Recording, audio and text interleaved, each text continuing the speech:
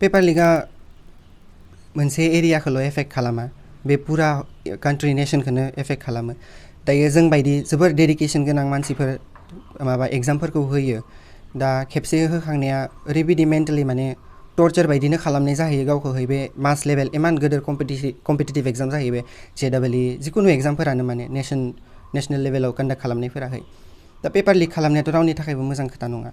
दा जोंहा बे निटआनो खेबसे केन्सेल जाखांनायानो बेसेबां मानसिफोराहाय माने दुखु मोनना गाबनानै मोजां थांनायफोराहाय बे हामा थांनायफोरनि थाखायथ' मोनसे चान्स बायदि जाहैबाय र'।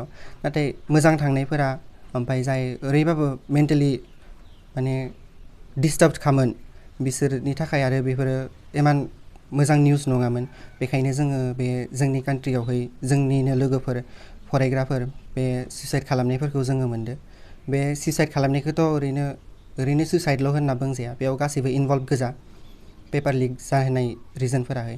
स्टुडेन्टफोराथ' रावबो इमान बिदि क्रिमिनेल नङा, नाथाय जाय लिक खालामदो बेफोर लिकफोरा जानाङा। बेफोरनो माने दा प्रटेस्ट सोलिबाय थादों मेरलानो।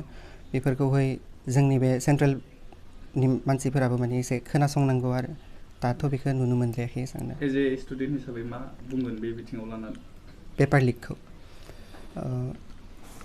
माने मोजां माने डिफिकाल्ट जाहैयो जोंनि थाखायबो।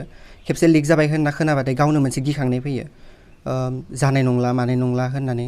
खेबसे परिखा लिरनायानो बिराद खस्थ' जाखायो, आरो जोंहा बे केन्सेल जानानै आरो लिरफिननाया आरो जोबोर खस्थ'। जोंहा खेबसे एग्जाम जोब्बाथाय फरायनायखौ एसे गारथ'नानै एसे रेस्ट खालामनो थाखाय सेस्था खालामो। मानोना मोनसे बोसोर जों पुरा सानफ्रोमबो रेस्ट गैयै फरायबाय थायो माने बेफोरो। ओमफ्राय उनावहाय दा पेपार लिक जानानै आरो एग्जामखौ इमान थाबनो कन्डाक्ट खालामगोन होननानै आरो मिथिबाथ' माने स्टुडेन्टफोरा एसेबां मेन्टेलि थाबनो प्रिपेयार जानो हाया। जोङो बोसोरसे फरायनायनि थाखायसो बे ममेन्टामखौ जोङो लाखिनानै निटखौ लिरनो हायो, जिखुनु एग्जामफोरखौहाय। दा गेजेराव फरायनायखौ बिदि 10 दिन 12 दिननि थाखाय गारथ'नानै आरो साडेनलि एग्जाम जाफिनगोन होनना बुंबा जोङो डाइरेक्ट फरायनायाव जिरायफिननो हाया। बेफोरो मोनसे खस्थ' जाहैयो आरो दा जिखुनु स्टुडेन्टनि सासे फरायसानि खर'नि थाखायनो मोजां जाहैया आरो बेफोरो दुखु मोननाय मानाय बेफोरो आरो।